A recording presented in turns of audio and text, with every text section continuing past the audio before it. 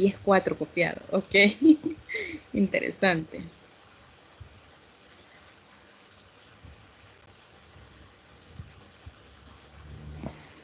Ok, bueno jóvenes, bienvenidos a la segunda tutoría de la asignatura Aprendizaje y Cognición. Me gustaría saber quiénes han leído el material.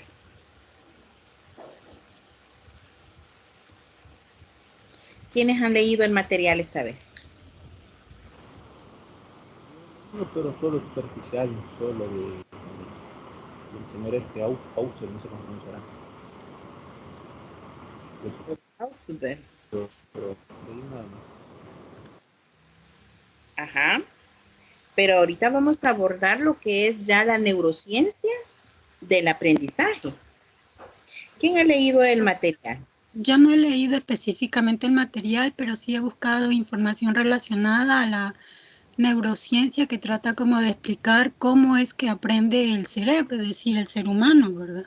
Entender cómo se conectan, o sea, todas las neuronas que al final forman esas como mallas de conocimiento, de información, que van a permitir que las personas puedan absorber algún tipo de conocimiento y cómo a través de eso uno inclusive hace la evaluación psicológica también, ¿verdad? De cómo puede como que recordar muchas cosas del pasado y no sé, pero más o menos algo así me metí en el tema de neurociencia porque me pareció interesante cuando vi un poquito esta parte de que el cerebro aprende en movimiento, es decir, el alumno aprende siempre que esté en ese punto en el cual está atravesando como una especie de supervivencia. Ahí es el momento en el cual adquiere un poquito más toda esa información o el entendimiento de cómo es que van llegando todos esos conocimientos. Solo eso. Gracias, Olga. Muy bien, gracias. ¿Alguien más de los caballeros? Ya Olga rompió el hielo. Me gustaría que alguno de los caballeros se nos sume.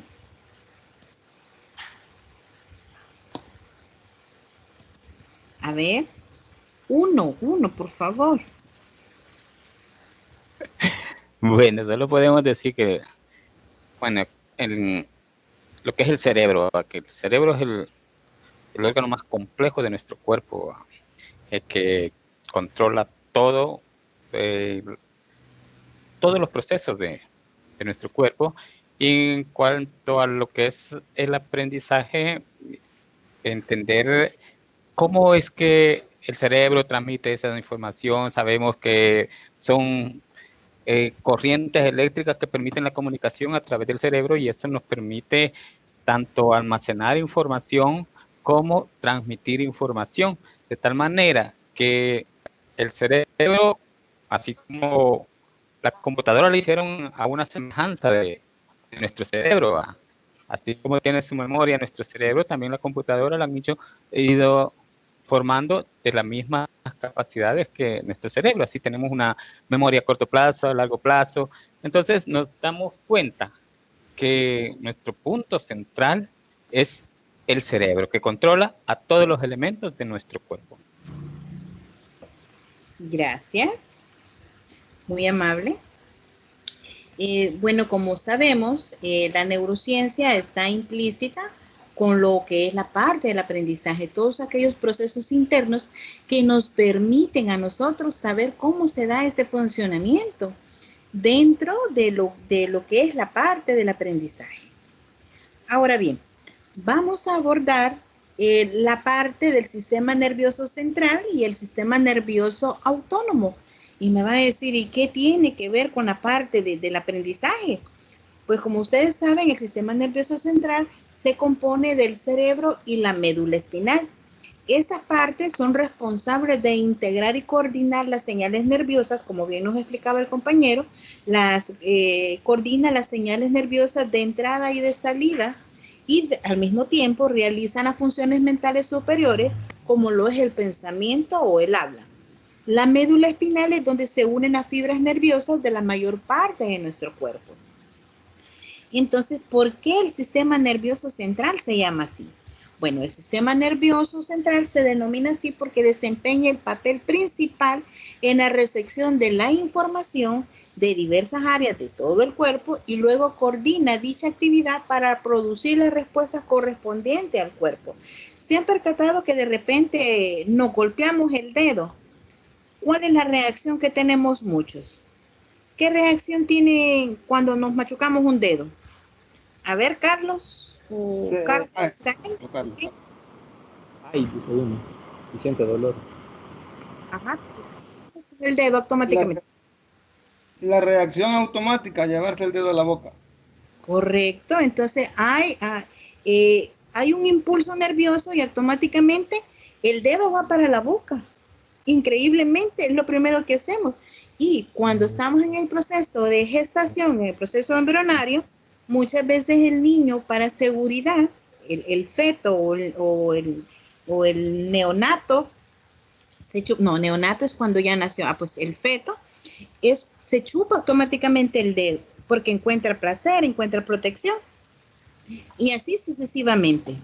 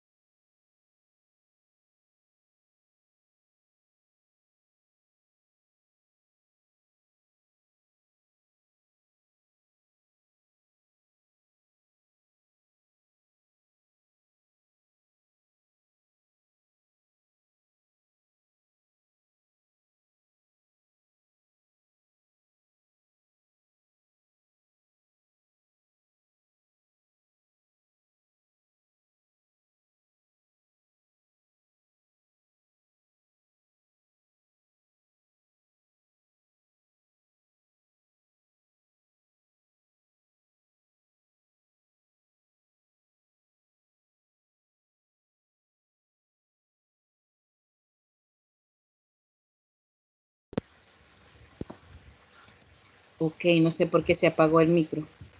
¿Qué parte fue la que me escucharon? Nada, licenciada. Nada, ok. Repito entonces. Solo quedó uno del feto. ¿Hola? Hasta ahí. Solo se quedó en la parte que decía que el bebé se chupaba el dedo. Ok. El bebé se chupa el dedo porque tiende a buscar seguridad en este momento. Entonces, cuando nos lastimamos, automáticamente el dedo va a la succión. Eso se da cuando el bebé está dentro del útero todavía. Y aún cuando ya nació, que es el neonato, el bebé siempre se chupa la mano. ¿Por qué? Porque le da seguridad. Entonces, cuando él presenta temores, el bebé siempre va a succionar su manita. También mencionarles de que el encéfalo, una de las partes primordial del sistema nervioso central, es el encéfalo que destaca como centro de mando absoluto para todo el cuerpo. Entonces, si nosotros comparamos nuestro cerebro con un procesador, o sea, una computadora, estaríamos hablando que la parte de la motherboard sería como la parte medular, sería el encéfalo porque ahí llega toda la información y desde ahí se ejecutan algunos comandos que permiten el desarrollo o el buen funcionamiento de la computadora. En dado caso, igual el encéfalo parte de hacer esa parte destacada porque ahí se centra toda la información. Es más, hablaríamos del sistema nervioso periférico que consta, donde estarían la parte de los nervios, los cuales se van ramificando desde el sistema nervioso central y por ende no existe en el encéfalo. Este no existiría sin ninguna de estas dos, el encéfalo y la médula espinal. Más sin embargo, tenemos la parte del sistema nervioso autónomo. Aquí tenemos el sistema parasimpático y el simpático. Acá destacan ciertas, ¿cómo le diría? Ciertas ramificaciones que ayudan al mejoramiento de nuestro cuerpo. Es como el integrado de una computadora.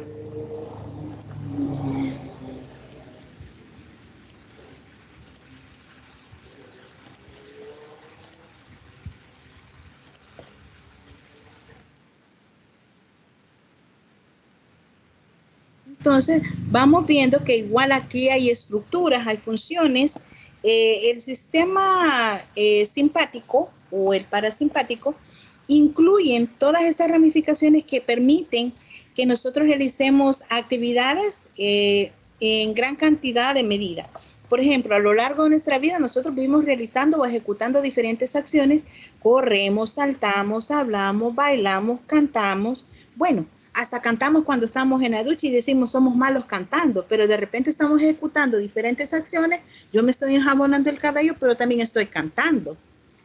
O estoy recitando algo y estoy en la ducha. Entonces, puedo realizar diferentes actividades y esto tiene que ver con el sistema nervioso autónomo y las diferentes estructuras que dentro de estas le van regulando.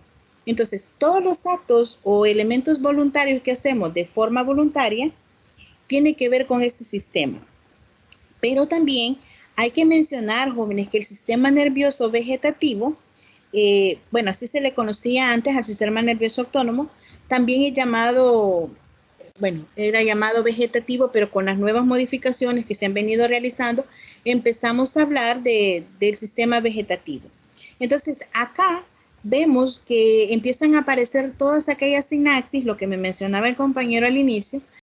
El sistema se encarga de conectar cada una de las neuronas con el sistema nervioso central, con el resto de los demás sistemas corporales y los diferentes órganos que nosotros tenemos. Y es así como van formando parte del sistema nervioso central y de la parte periférica. Acá la función principal es la del control de los procesos internos del organismo, de las vísceras, siendo estos regidos por el sistema ajenos a nuestra voluntad. Acá, como podemos apreciar, cada uno hace diferentes esfuerzos. Pero para comprender un poco mejor esta parte, vamos a conceptualizar. Nosotros, ¿quiénes han escuchado hablar de la parte de las neuronas? ¿Ustedes han escuchado hablar de las neuronas?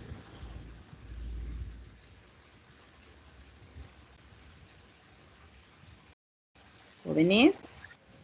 Sí, se hemos escuchado. ¿Quién nos puede decir?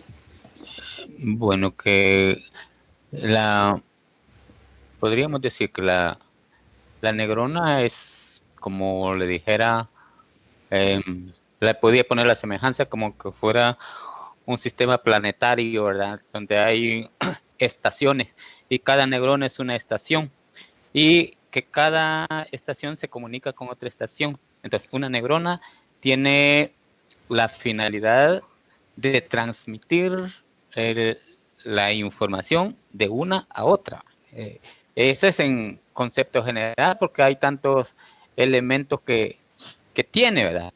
Pero sabemos que toda la información se transmite a través de impulsos eléctricos en nuestro cerebro. Entonces, la neurona es como una base donde se ramifica, porque como nuestro cerebro estaría formado por como que fuese una telaraña de neuronas, ¿va? Y cada una están interconectadas, cada una tiene funciones específicas de acuerdo a la distribución que tienen en nuestro cerebro. Eso es lo que puedo opinar. Gracias. Como bien nos explicó él, las neuronas son como todas esas ramificaciones, toda esa, como que fuera una arañita que ha generado una interconexión entre miles y miles de neuronas que envían y reciben información a lo largo de todo nuestro organismo. La mayoría de ellas, pues, se localizan en el sistema nervioso central y estas difieren de otras células corporales. Saben que nosotros tenemos alrededor un aproximado de 100.000 millones de neuronas y las neuronas no son renovables, o sea, estas no vuelven a regenerarse. Media vez nosotros empezamos a perder neuronas, pues entonces se va a dar lo que es un proceso que se le va conociendo como el proceso quemado. Vamos perdiendo esas interconexiones con otros miembros de nuestro cuerpo y que muchas veces va a dificultar el poder recuperar algún tipo de información. Esto suele pasar con las personas, esto no está en el material, pero para ahondar un poquito, esto suele pasar con las personas, los adultos mayores que padecen de Alzheimer. Entonces empiezan a perder esa interconexión con neuronas. De repente la parte del pensamiento, la memoria se ve afectada. En algunos casos, pues muchos médicos le dan algún tipo de oxigenadores que puede ralentizar el proceso de degradación que van teniendo las neuronas. Pero como sabemos, es un proceso normal, natural, que todos en algún momento de nuestra vida pues vamos a pasar, si llegamos a pasar más allá de los 90, de los 100, ¿verdad? Son casos extraordinarios de las personas que han pasado de los 100 años y que se mantienen, pero son Pero muy extraordinarios. como recomiendan que, por ejemplo, para el Alzheimer, ¿va? Que siempre tiene que tener activo, ¿va? Porque el cerebro tiene que ejercitarse, ¿va? Entonces, una recomendación que hacen para lo que es evitar el Alzheimer es que mantener activo siempre el cerebro, ¿va? Haciendo Correcto. actividades mentales. Sí, correcto. Siempre debe estar en actividad nuestro cerebro. Por eso se recomienda que a nuestros adultos mayores que están padeciendo o empiezan a presentar problemas con la memoria, se les dejan ejercicios. Eso no está en el material, esto es un agregado, jóvenes. Entonces les dejan algún tipo de ejercicios para ejercitar el cerebro. Mucha gente se enfoca en ejercitar el cuerpo, pero no trabajan la parte del cerebro, la parte de la memoria, la parte de la retentiva, el pensamiento. Cuando la gente empieza a leer, cada vez va mejorando a nivel cognitivo porque va encontrando palabras. Hace poco me decía una persona que a ella le habían hecho burla y se sentía mal porque había utilizado la palabra envase y que la otra persona le respondió y estaban en clase, me cuenta un estudiante, no voy a decir el nombre por educación, pero dice que estaba en una exposición y él dijo envase y que una compañera le respondió, ¿de Coca-Cola o de Pepsi? Entonces dice que ella no entendió en el momento y los demás se pusieron a reír, pero me dice que esa parte a ella la inhibió, la bloqueó. Entonces, el proceso que se dio aquí fue una conexión, ¿verdad? El cerebro se sintió sacudido, podemos decirlo así, porque no supo comprender qué es lo que estaba pasando. Hasta que escuchó la grabación, ella se percató, entonces me decía, licenciada, entonces, ¿cómo es la palabra correcta? Entonces yo le decía, es con base a o con base a. Sí, es con base a algo, ¿verdad? Pero no se utiliza en base a, porque muchos lo hacen y se burlan, ¿verdad? Pero creo que todos estamos en un proceso de formación y que de alguna manera pues vamos mejorando nuestro léxico. Todos en alguna medida o en algún momento tenemos algún tipo de muletilla y que si la reforzamos y no hacemos nada por mejorarla, pues la vamos a seguir utilizando. Entonces, pero si nosotros cambiamos esas muletillas, entonces empiezan a haber otras interconexiones a nivel de la neurona.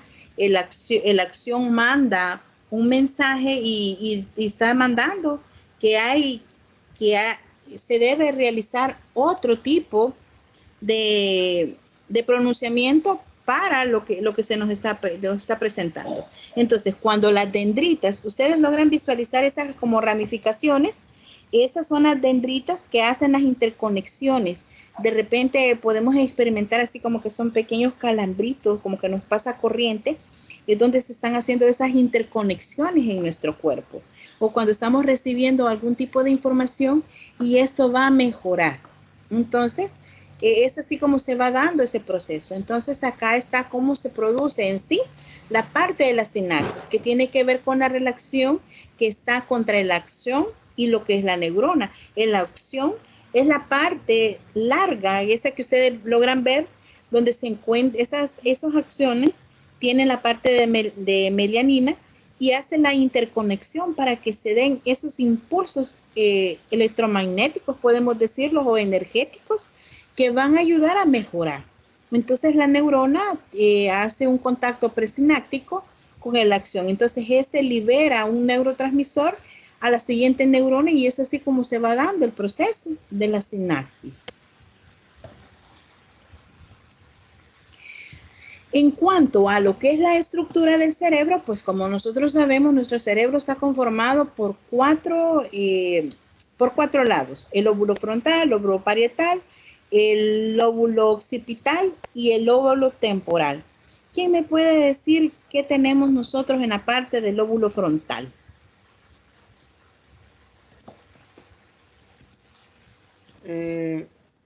Sí, yo. Yo. La estructura del cerebro, en la parte del lóbulo frontal tenemos la parte de lo que es la conciencia.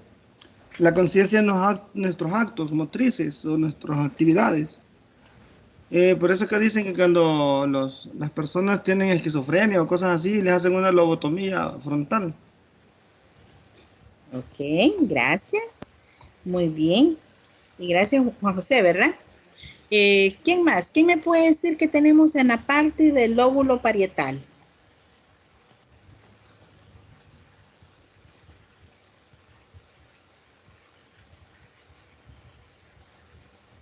A ver.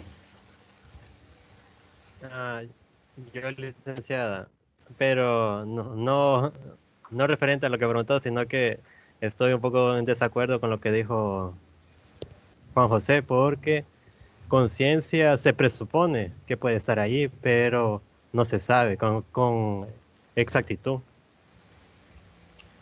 Ok. Bye. Perdón, también creo que esa parte de lo que comentaron antes, creo que está más relacionado con lo que es la parte de el desarrollo de la lingüística y la parte oral que maneja el lóbulo frontal. No, eso está en el lóbulo parietal. El frontal son de las decisiones y la Acciones y creatividad, ¿va? decisiones. El lóbulo parietal corresponde a la parte del área del lenguaje psicomotora. Ok. También abonando, el lóbulo parietal se considera como la corteza de la asociación, ya que esta incluye también la visualización audiovisual y comportamiento. Ok, gracias. Ven lo importante que es de leer los materiales. Logramos sacar algún tipo de debate y cada uno hace un aporte. Y aquí no hay aportes malos, no hay ni aportes buenos. Acá nos vamos complementando cada uno. Como bien lo mencionaba el compañero, la parte del lóbulo frontal tiene que ver con el lenguaje, la regulación de las emociones. Entonces, acá hablamos que acá en el lóbulo frontal nace la capacidad para tener en cuenta a los demás. Entonces, estamos hablando que aquí hay una influencia de los impulsos por satisfacer nuestros deseos de manera inmediata a favor de metas de a largo plazo. Es decir, empezamos, por ejemplo, el hecho de ser conscientes de que sabemos algo que otra persona no sabe, es posible gracias a las diferentes teorías que existen sobre la mente. En cuanto a los lóbulos, forman un papel muy destacado en las funciones que realizamos cada uno de nosotros. Acá tiene que ver con la parte de la inteligencia, la planificación, la coordinación de secuencias de movimientos voluntarios muy complejos. Esta parte de la corteza es propia de animales vertebrados y especialmente grande en los mamíferos, ya que este grupo evolutivo contiene las especies más inteligentes del planeta. Entonces, como lo mencionaba, en esta parte del lóbulo frontal tiene que ver con eso, el lenguaje, la regulación de las emociones, la parte de la lógica. En la parte del lóbulo parietal se encuentran lo que es también el lóbulo frontal y occipital y se encargan principalmente de procesar información sensorial que llega de todas las partes del cuerpo. Acá estamos hablando del tacto, la sensación, aquí dentro de la sensación hablaríamos de temperatura, el dolor, la presión. Este lóbulo es capaz de relacionar esta información con el reconocimiento de algunos números. También hace posible el control de los movimientos gracias a la cercanía a los centros de planificación del lóbulo frontal. A ver, ¿quién me dice algo del lóbulo occipital?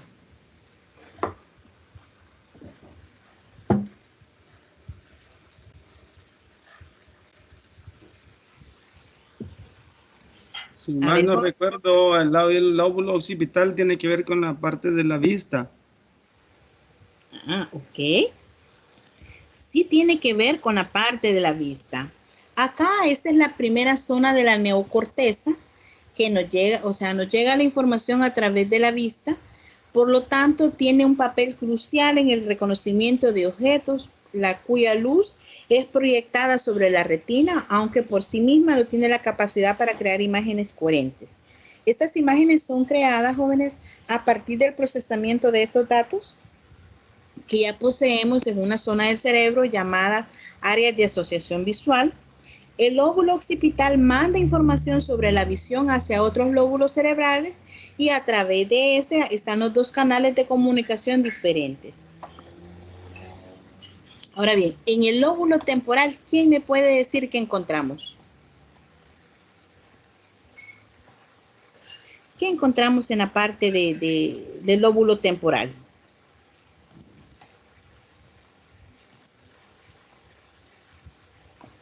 A ver, ¿quién me ayuda? Bueno, según el material decía que creo que controlaba lo auditivo, parece, los sonidos. Tiene que ver con la parte de los sonidos, ajá. ¿Quién más? ¿Quién ayuda al compañero? Sería el lenguaje en esa parte. El O sea, lo que occipital escucha. es el lenguaje. Veamos.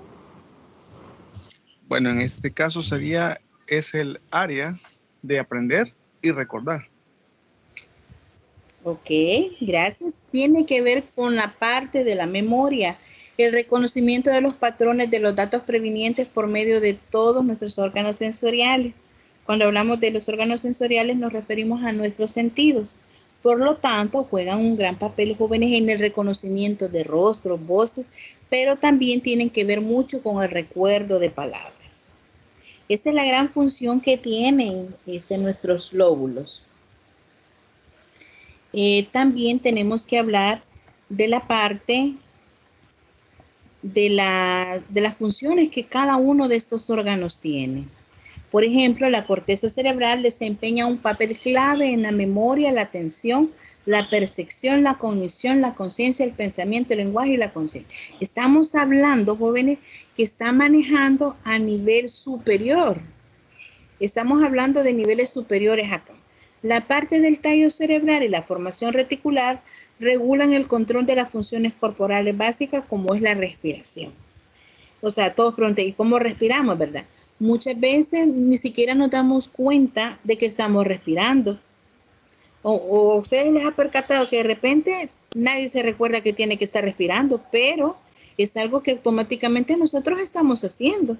Porque si dejamos de respirar, pues nos desmayaríamos, perderíamos el sentido, la conciencia, y podría afectar lo que es la presión, el ritmo cardíaco y muchas situaciones que nos pueden afectar. Pero nadie anda diciendo, ay, voy a respirar ahorita 3 y empieza uno a respirar. ¿Verdad? No, nadie lo anda haciendo. Muchas veces, en algunos casos, yo he oído gente que dice, híjole, no estoy respirando, y empiezan ni a respirar, sino que a hiperventilar, que es muy diferente al proceso de respiración que nosotros hacemos. En cuanto al cerebro, pues regula el equilibrio corporal, el control muscular de todos los movimientos que cada uno de nosotros hacemos. De repente tenemos diferentes gestos, reacciones ante situaciones que se nos van presentando. Cuando nos sorprendemos, tenemos un rostro demasiado expresivo, está trabajando en sí nuestro cerebelo, está regulando todo ese equilibrio corporal con respecto a las diferentes situaciones que nos enfrentamos. La parte del tálamo o hipotálamo actúa como un puente por el cual se envía la información desde los órganos sensoriales, o sea, los sentidos, controla las funciones corporales necesarias para mantener la homeostasis, como la temperatura corporal, el sueño y las sensaciones de sed y hambre. Cuando presentamos algún tipo de dificultad, es que nuestro tálamo e hipotálamo se están viendo afectados, que de la temperatura, que no podemos dormir, o de repente tenemos demasiada sed o demasiada hambre, pues es el órgano del tálamo con el hipotálamo que están trabajando. con respecto a la amígdala, ¿quién me puede decir algo relevante de la amígdala? Aparte de la información que aparece ahí.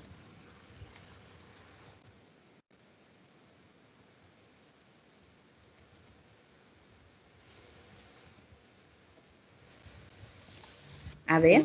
Yo pienso de que esta amígdala es aquella que nos hace tomar ciertas reacciones o acciones casi involuntarias ante eventos que pueden suceder, ¿no? Por ejemplo, que alguien entra con un arma y mi reacción inmediata es moverme de donde estoy o hacer acciones que son como impulsos nerviosos que se activan en ese momento ante una situación. Ok, gracias. Me llama la atención lo que dice Juan José. Tiene mucha razón, tiene que ver con la parte del temor.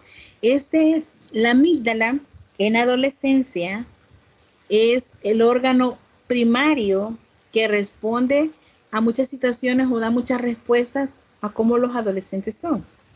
Me decir, ¿y qué tiene que ver? Pues tiene que ver mucho. La amígdala controla todas aquellas emociones primarias que nosotros tenemos y que poco a poco pues hemos ido madurando, pero dan una respuesta emocional muchas veces inconscientes. Entonces es una respuesta somática, especialmente cuando el estímulo va cargado emocionalmente de lo que constituye el miedo. Entonces muchas veces por miedo reaccionamos de forma violenta o por miedo muchas veces nos alejamos, como dice Juan José. Entonces, ¿qué pasa con los adolescentes? Muchas veces piensan con amígdala, se dejan llevar por el impulso emocional y entonces vemos que de repente hay muchos jóvenes que se encuentran involucrados en muchos pleitos, muchas rencillas, en cosas así. Es porque este órgano como les digo, es como que inhibiera este proceso y el joven en vez de retirarse actúa, afronta. Entonces es una parte que tiene este órgano, la amígdala. En cuanto al hipocampo, tiene la función de activar la información cuando se necesita. Este tiene que ver mucho con la memoria a corto y a largo plazo. Entonces evoca todos aquellos recuerdos sobre algo. Yo le puedo preguntar a Carlos, Carlos, para usted, ¿qué es predicado?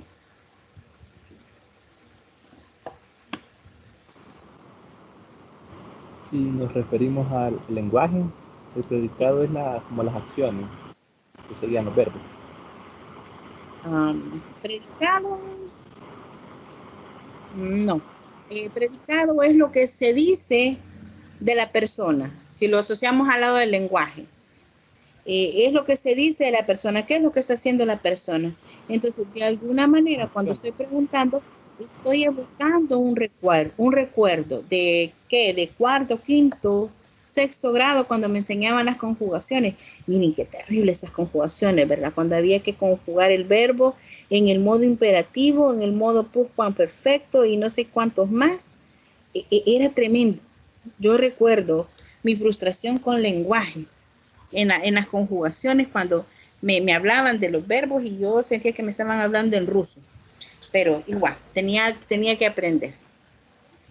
Ahora bien, la parte de los lóbulos ya los mencionamos, pero acá ya está más resumidito. El lóbulo occipital habla de la determinación del movimiento, el color, la profundidad, la distancia y otras características visuales. El lóbulo parietal, responsable del sentido del tacto, la temperatura, la posición del cuerpo y las sensaciones de dolor y presión. Lóbulo temporal, la temperatura, la posición del cuerpo y las sensaciones de dolor y presión que muchas veces experimentamos. Lóbulo frontal son el procesamiento de la información con respecto a la memoria, la planeación, la toma de decisiones, de metas y sobre todo la creatividad, lo que mencionaba Olga. Tiene que ver con esa parte. Como vemos, los hemisferios tienen diferentes funciones. El lado izquierdo maneja la parte del control, análisis, razón, ciencia, estrategia, más sin embargo, el lado derecho maneja la parte del arte, deseos, la música, el amor, la paz, la libertad, la imaginación y sobre todo la creatividad. Acá podemos encontrar las diferentes inteligencias múltiples, si las podemos desglosar, aquí entraría la parte kinestésica, la parte de de esas personas que pueden hablar a través de su cuerpo en una danza, en una obra de teatro. Entonces, la vivencia que tienen es porque desarrollan esta parte del cerebro. Y créanme, no todos desarrollamos el cerebro como mejor lo queremos, pero existen diferentes áreas que son las que más profundizamos. Por ejemplo, esas personas que son muy buenas para dibujar, mi respeto, es verdad. Dígame, Juan José. Aquí surge una inquietud, ¿verdad? Que, por ejemplo, dice, no sé si es cierto eso, de que los que son diestros usan el hemisferio izquierdo, los que son zurdos usan el hemisferio derecho. O sea que esas partes no se desarrollan más en unos o más en otros, dependiendo si es con qué mano escribe, ¿verdad? Izquierda o derecha. Fíjese que yo considero, desde mi punto de vista, yo considero que no es así, porque muchas veces una persona puede ser derecha, pero al empezar a utilizar su mano izquierda, puede volverse tan eficiente para manejar su mano derecha y no necesariamente solo podía utilizar la derecha, sino que también por decir algo, tuvo un accidente y la mano la anda enyesada, pero tiene que escribir, empieza a utilizar la mano derecha. Y entonces, al darle mayor, ¿cómo sería? Al utilizar mayormente la mano derecha, por ende, con la práctica, va a mejorar. Recuérdense que todo en esta vida requiere de entrenamiento. Eso es lo que se le llama la plasticidad del cerebro, ¿verdad? Correcto. Se adapta. A excepción de cuando hay lesiones focales en el cerebro. Eso ya es diferente. La parte esa de la plasticidad del cerebro es lo que quería llegar. La parte sería neuroplasticidad. Y esto permite a las neuronas, de alguna manera, volverse como funcionales y formar nuevas conexiones sinápticas que van a generar esa plasticidad neuronal y va a quitar esa dificultad que presenta en algún momento el cerebro, y nuevamente las nuevas conexiones que van a haber van a permitir el nuevo funcionamiento. Entonces, de repente, si ustedes se fijan, hay gente que por A o B motivo pierden sus brazos y empiezan a escribir con los pies o a tomar las cosas con los pies. Yo he visto casos excepcionales de gente que está trabajando con sus pies al no tener ya sus manos. Entonces, vemos esa que nos mencionaba el compañero, que es algo muy llamativo, para muchos hasta es excepcional, ¿verdad? Ahora bien, el sistema de procesamiento de la información. Acá vemos que tenemos diferentes ganglios, acá ya esto es como un poquito más específico. Los ganglios basales tienen que ver con la parte del aprendizaje, lo que es estímulo-respuesta. Cuando en algún momento, yo no sé si les he hablado de asimilación y cómo no sé si les he mencionado esa parte. En estimulación y acomodación, vemos que a esta parte llegan a los ganglios basales, llega todo lo que nosotros estamos adquiriendo. Y es aquí donde se produce la respuesta a diferentes situaciones que nosotros estamos dando. En la parte parietal también está la memoria a corto plazo, aquello que recibimos y de repente lo volvemos a plasmar en 1 o en 2 días. En la parte prefrontal está la memoria de trabajo, la parte mate memoria, dice. Entonces acá entra la parte de la logística, toda esa parte, la memoria de trabajo, la que usualmente estamos usando. La amígdala, que consolida la parte material emocional, lo que les explicaba de los adolescentes. El hipocampo, la codificación y la consolidación de la información. E igual tiene que ver con el tálamo. Y luego pues vemos la parte del cerebelo, que es la parte que yo les mencionaba, que es como el microprocesador que tienen las computadoras, y nosotros lo tenemos como cerebelo. También existen las redes de memoria. ¿Quién me puede hablar de la red de memoria que habla con la representación repetida de estímulos de información? ¿Quién leyó esa parte del material?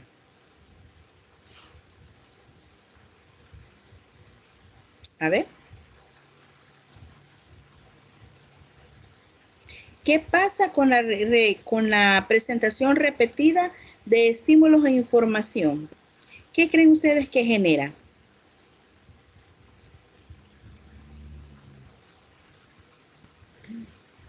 Hoy sí ya vi que no leyeron, jóvenes. Bueno, podría ser de que a una cantidad de repeticiones se vuelve ya una actividad que se realiza ya involuntariamente. O sea,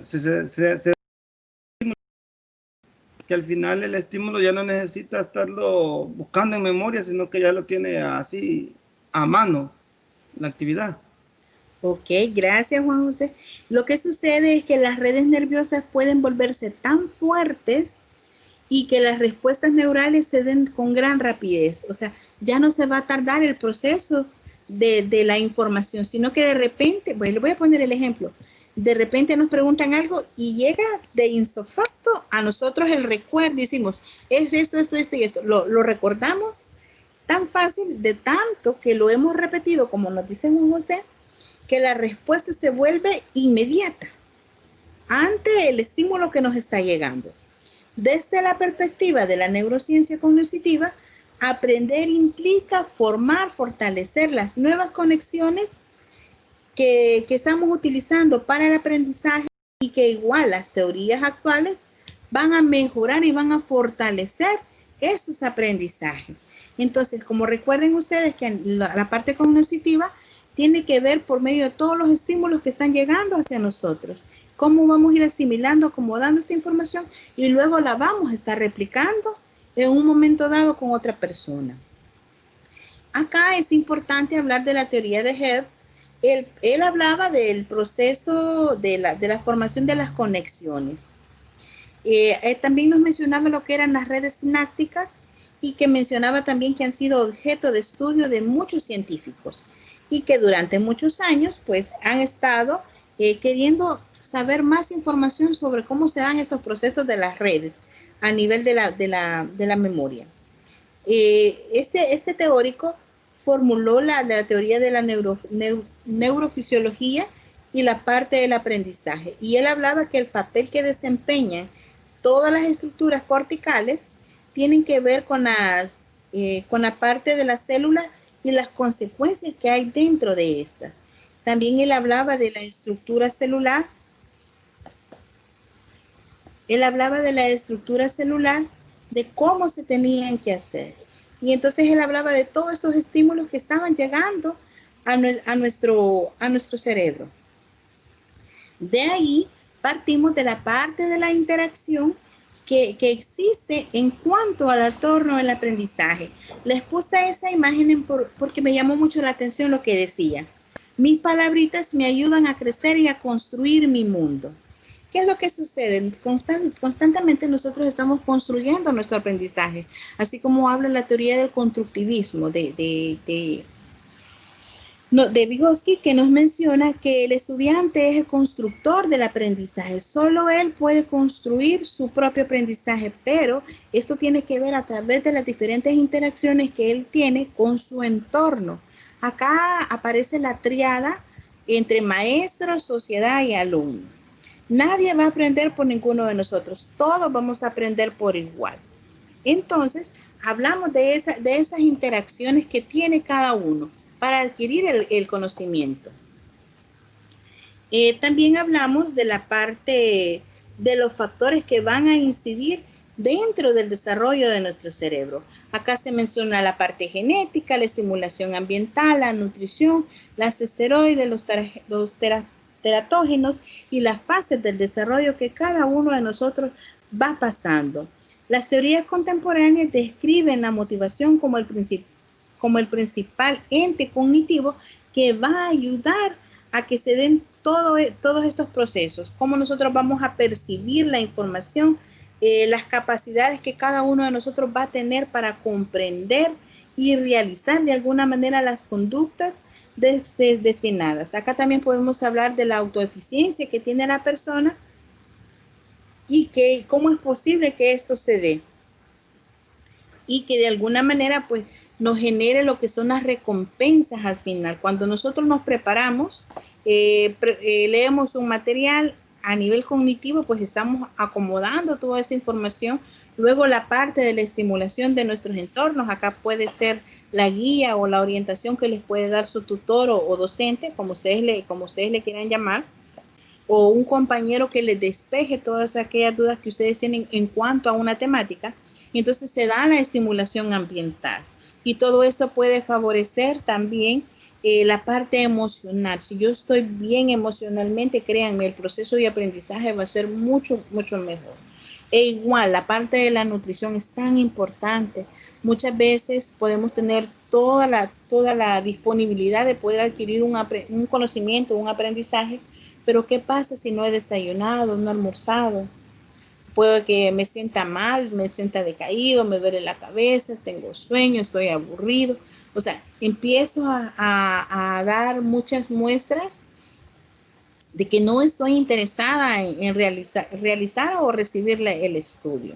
Pero también entra la parte emotiva y digo, bueno, si yo quiero comer frito, dicen muchos, hay que mojarse la cola. Entonces, entra acá la parte motivacional y dice, bueno, no he desayunado, pero igual yo tengo que dar lo mejor de mí si en verdad yo quiero lograr pasar esta asignatura.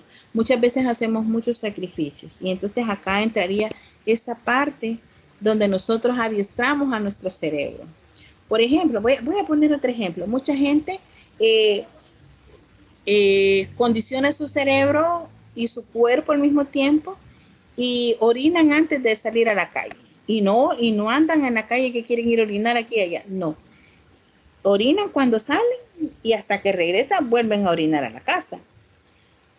Otras personas no les gusta tomar agua en la calle hoy por el temor del virus, ¿verdad? Pero mucha gente, sin que antes estuviera el virus, preferían no tomar agua para educar su cerebro o su cuerpo para que ese no le llamara al baño.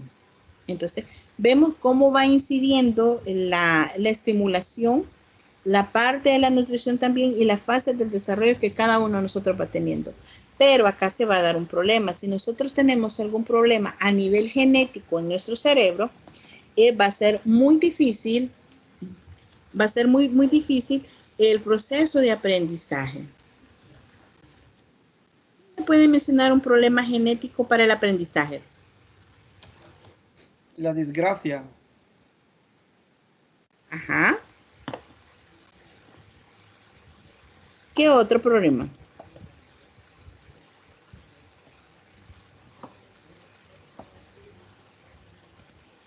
¿Qué otro problema se pueden presentar? Podría ser una enfermedad autoinmune, como el lupus. Podría ser. ¿Qué otro problema? En el caso de las disgrafias, las agrafias, todos aquellos fenómenos que están connotados hacia la parte de conocimiento, del aprendizaje. También podemos hablar de cuando hay una lesión, ¿verdad? Yo me refiero siempre a eso, de las lesiones en el cerebro, de que si alguien tiene una lesión en el lóbulo parietal, por decir algo, su memoria va a estar muy, muy disminuida. Okay, gracias por ponerlo, porque estamos hablando de lesiones más severas. Entonces, miren, la mayoría de los problemas comunes de aprendizaje que se dan entre los niños es la dislexia, la disgrafía, la discalculia, la discapacidad de la memoria y el procesamiento auditivo. Muchos consideran el trastorno de déficit de atención e hiperactividad para la retención de la información, pero déjenme decirles con propiedad, les digo que el trastorno de déficit de atención por hiperactividad yo no lo encajonaría como un problema de aprendizaje, porque eso es algo tratable y se puede ayudar con medicamentos y con terapia, ayudar a la persona a lograr tener la atención. Otros que ven un problema es con el trastorno del espectro autista o el síndrome de Asperger. ¿Y los niños Down? Los niños Down, si ustedes tratan, hay niños Down estudiando. Hay niños Down trabajando en franquicias como bueno, no le vamos a hacer publicidad, pero igual yo ahí he visto niños comida rápida. No, yo he visto aquí en el McDonald's, he visto señoritas atendiendo y son niñas Down. E igual he visto que hay programas, por ejemplo, en el ISRI, que las capacitan, se les hacen evaluaciones para ver si ellos están en condiciones óptimas de poder interactuar. Y saben qué es el problema, muchas veces creo que no son ellos el problema, muchas veces en nuestra sociedad que los ve como personas retrasadas, las ven mal. Y eso sí no me ha agradado mucho. Una ocasión, pues les comento, me tocó enfrentar a una señora porque le hablaba como que la señorita era de otro planeta. O sea, y le hablaba hasta bien acentuado y le decía, hola. Y yo, ¿por qué le habla así? O sea, era bien absurdo. Entonces creo que... Y con el respecto, licenciada, con respecto a lo del espectro autista, Ajá. muchos niños que son autistas pues desarrollan ciertas habilidades y bueno, ya hay muchos estudios sobre eso, de que los niños autistas desarrollan una capacidad de memoria y de descifrar cosas. Es increíble esa capacidad que tienen esos angelitos, les digo yo, es tan increíble porque, mire, tienen una memoria, pueden contar objetos. Bueno, hemos visto hasta películas que salen niños así y la verdad, o sea, sus capacidades a nivel mental son superiores a nosotros. Es más, se hizo una evaluación a un niño con síndrome de Asperger y usualmente su nivel de mentalidad era superior. El IQ, como le decimos nosotros, el test de inteligencia. Ajá. Era increíble, sobrepasaba el nivel, estaba en 179 y el límite se puede decir que es de 120 y la mayoría de nosotros anda por 130. Entonces, imagínense a 179, o sea, ¿cuánto nos lleva de diferencia? Entonces, es bien increíble cómo ellos logran desarrollar o esa plasticidad del cerebro, cómo ellos logran procesar toda esa información.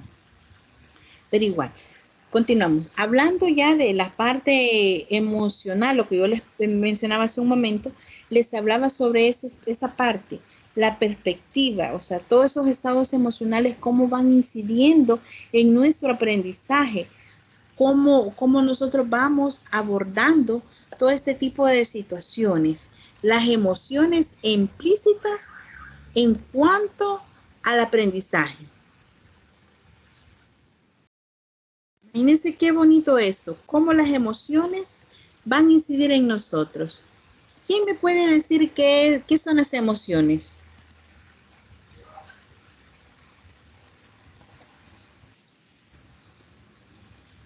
Espérenme, por aquí me está diciendo Cielo, Mariel dice, hay una ley de inserción de personas especiales laboral por ellos que se encuentran en diferentes establecimientos. Eso es muy cierto, hay una ley que regula de que ellos puedan trabajar porque no son discapacitados. Ahora bien, ¿quién me dice qué son las emociones?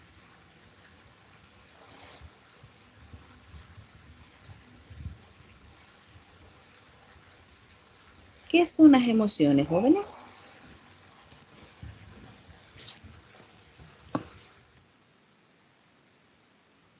¿Eh? ¿Verdad? En este caso, una emoción pues es una reacción psicológica de algún acontecimiento, ya sea de un suceso o una reacción que pueda tener esa persona. Ok. ¿Alguien más? Serían una manifestaciones que son transmitidas a través de nuestros sentidos. Por ejemplo, el hecho, por ejemplo, de encontramos una persona o un familiar que teníamos tiempo de no verlo nuestro sentido de la vista nos impacta, eso crea una emoción de alegría y se manifiesta, pero a través de nuestra fuente de entrada, que fue la vista. Ok, gracias. Como sabemos, las emociones son reacciones neurofisiológicas desencadenadas por un estímulo externo o interno. En este caso, lo que nos menciona es la alegría de ver a esa persona.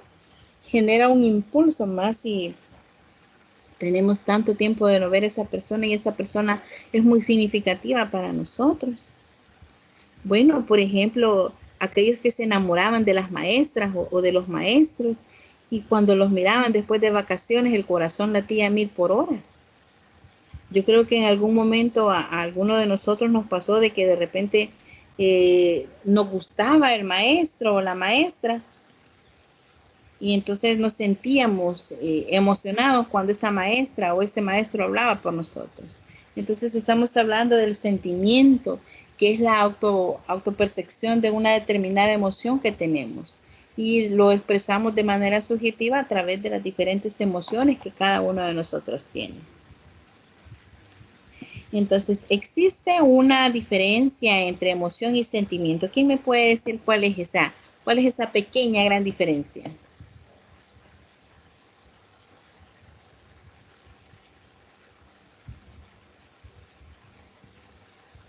¿Quién sabe cuáles son las diferencias?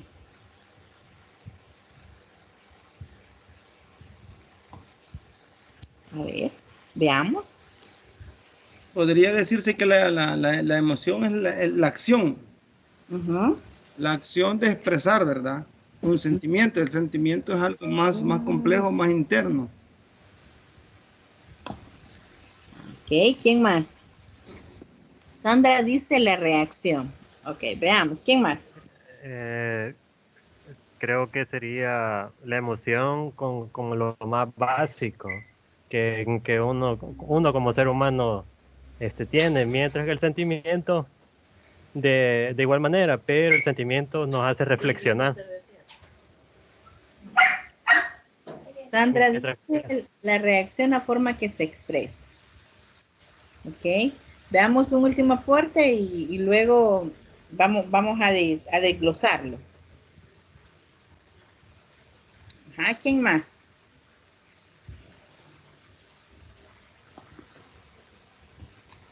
Por ejemplo, yo puedo poner un ejemplo. Yo veo a un perrito en la calle que está golpeado, atropellado. Yo me bajo y lo veo y veo cómo puedo ayudarle. O sea, esa es mi reacción, mi emoción. Y el sentimiento es el sentimiento de frustración, sentimiento de amor a ser animal. Ok.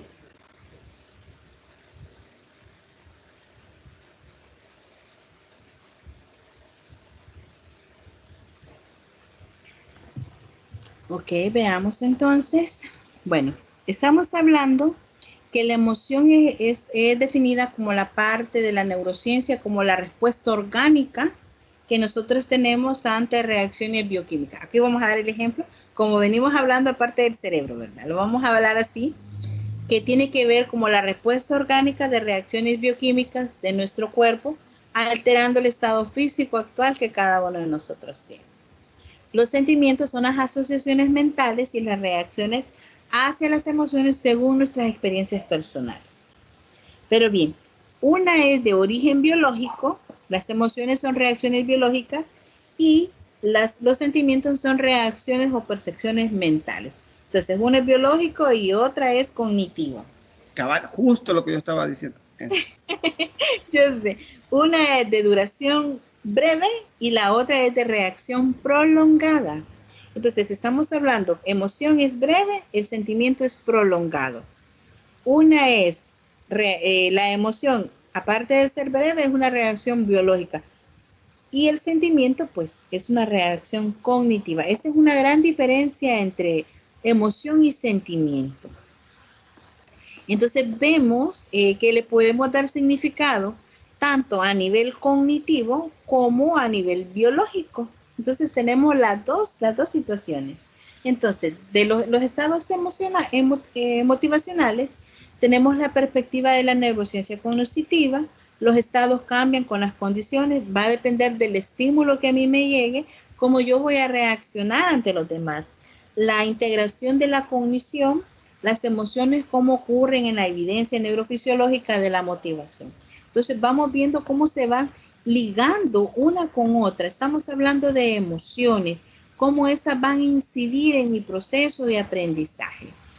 Nos decía, si se percatan, actualmente se habla mucho de educar con emociones.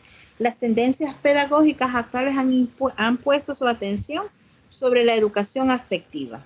Y esta pues es una estrategia al servicio del docente que le permite de alguna manera mejorar el clima del aprendizaje o el aula, pero debido a la situación mejor nos quedamos con la parte del clima del aprendizaje, ya que con lo de la pandemia no podemos hacerlo dentro del aula. Se les dificulta mucho a los maestros que dan materias presenciales el poder mejorar ese entorno en el aula.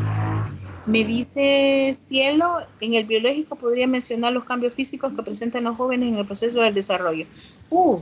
En el biológico, déjenme decirles que los jóvenes presentan una infinidad de emociones y cambian las emociones de una manera tan radical que muchas veces la gente dice, uy, este es bien bipolar. Mal utilizan el concepto, déjenme decirles. No es que sea bipolar, pero lo que sucede que, como ustedes saben, la adolescencia es una transición que se está teniendo. Se va en busca de la personal, de quién soy yo, qué voy a hacer, para dónde voy. O sea, son muchas interrogantes por las cuales cada uno de nosotros pasó. Algunos lo pasaron de una manera muy sutil, pero hubieron otros que pasaron crisis antes de llegar a descubrir, saber quiénes son o qué quieren o para dónde van. A muchos, los que son padres, se pueden presentar con este tipo de situaciones hoy en la actualidad. Ven a los hijos y de repente los hijos no saben ni qué quieren ni qué van, para dónde van a iniciar. Hay otro ejemplo, por decirles algo. Hay adolescentes que van a salir de noveno y no saben qué bachillerato van a tomar.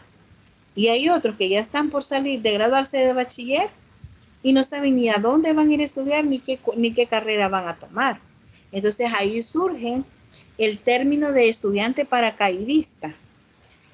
No sé si ustedes lo han escuchado, pero en la U lo utilizan muchos docentes cuando hablan del estudiante paracaidista, porque no sabe qué es lo que quiere, hace un ciclo en una carrera y luego se pasa a otra porque no le gustó la asignatura que llevaba. Se pasa a otra carrera y vuelve a hacer lo mismo. Es como un patrón, un ciclo que va siguiendo, hasta que existe un momento en que se da cuenta qué es lo que realmente quiere. Pero a todo esto, súmele, ya han pasado 1 o 2 años en la universidad. Por eso es que critican a muchos estudiantes que se tardan hasta 10, 12 años en salir de la carrera. Algunos, no vamos a generalizar, algunos se da por diferentes situaciones que se les presentan. Son padres, trabajan.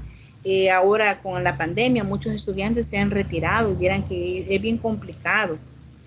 Porque dejan el estudio y el problema es que cuando cortan la educación, después es un gran sacrificio el volver, a retomar los estudios, porque ya hay otras obligaciones, ya hay otros compromisos, y no me van a dejar mentir ustedes, muchas veces se han sentido desmotivados, pero de repente entra esa parte de motivación y empiezan y dicen, no, hoy este es mi tiempo y aquí voy, y empiezan a prepararse, a trabajar para lograr culminar una carrera. Y déjenme decirles, porque yo de mi parte los felicito. Sé que no es fácil, pero yo sé que al final van a recoger los frutos de todo su esfuerzo, de todas sus desveladas, de el hecho de poder estar compartiendo en familia ahorita y están aquí en clases. Entonces, sé que al final la recompensa va a ser mayor y la van a poder compartir con sus hijos, con su pareja o con sus padres, en dados casos. Entonces, esa parte motivacional tiene mucho que ver. Igual la atención que cada uno está teniendo para poder incrementar y avanzar. Entonces, la motivación y las emociones están totalmente relacionadas de forma integral.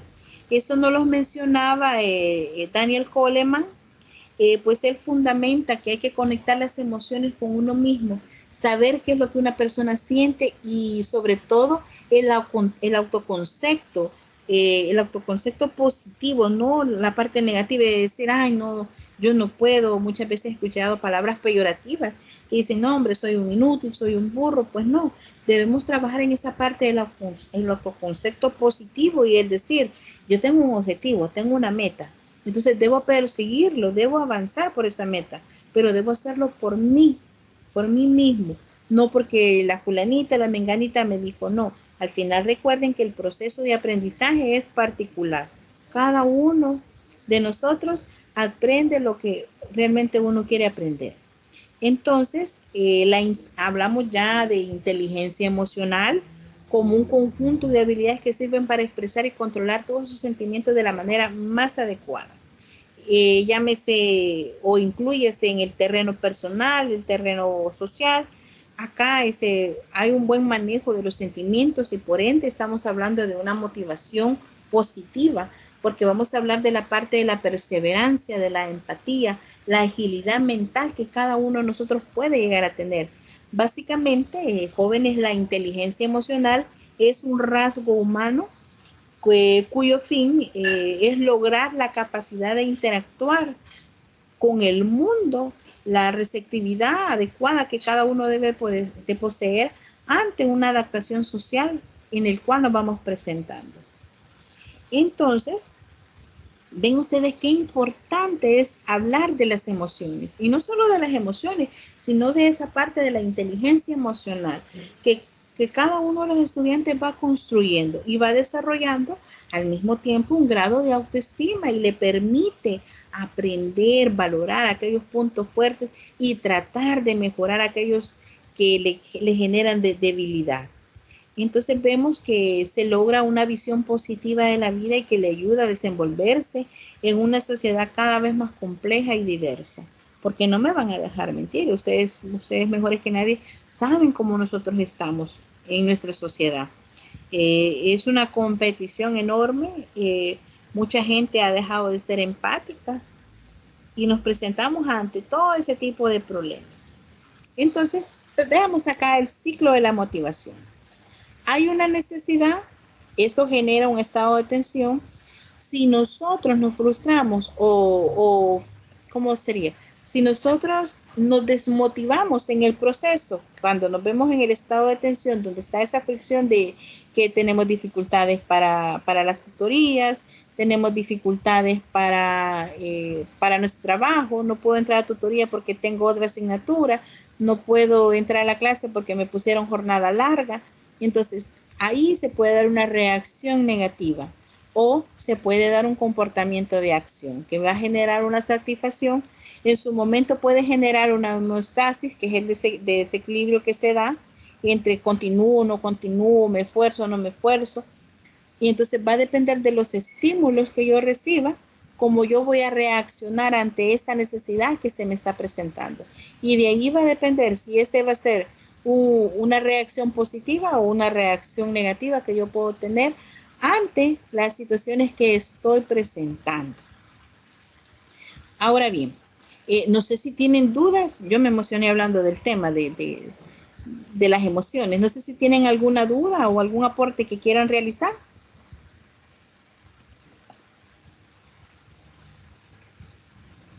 Jóvenes, ¿alguna duda o algo extra que quieran agregar? No, estamos bien. ¿También? Ok, ¿alguien más? Todo bien, Lick. Okay. Lick, quizás abordar un poquito, bueno, no, una idea, ¿verdad? Dígame, quizás cielo. abordarlo desde el tema neuropsicológico, ¿verdad? Pienso yo que en el área de educación, ¿verdad? Como se ha estado tratando, el alumno, pues quieras o no, como se llame, tiene que tener, pues, el medio ambiente favorece o no favorece a que un alumno o alumna se pueda desarrollar, ¿verdad? En el ambiente de educación. El problema es que también las situaciones emocionales, por ejemplo, en el lado del cerebro, me parece que es el que regula la emoción. Por ejemplo, a uno le suelen decir de padre de familia que abrazar a tus hijos ayuda a que el hijo pueda desarrollar la autonomía como para poder desenvolverse en el área de, en todos los sentidos prácticamente, y poder ser una persona que pueda desarrollarse, ¿verdad? Como individuo y ser un constructivista en la educación. Pienso yo que en ese sentido, pues todo influye hasta cierto punto los cambios, como usted lo ha mencionado, las emociones, y todo eso pues hace a un joven exitoso en cuanto a la educación. Solamente gracias. Gracias, cielo. Fíjese que es muy importante lo que ha mencionado. Por ejemplo, hoy tuve una paciente, una adolescente de 14 años que se siente frustrada por el hecho de que sus padres la tildan de boba, de inútil, o sea, son palabras peyorativas muy fuertes para un adolescente que está tratando de dar lo máximo. Entonces yo le preguntaba a ella que hace cuánto fue la última vez que sus padres la abrazaron. ¿Y cuál cree que fue su respuesta? ¿Quién me puede decir cuál fue la respuesta del estudiante, de la joven? ¿Qué se le viene a la mente?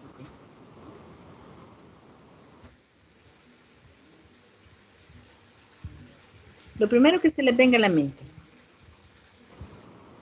Abrazada.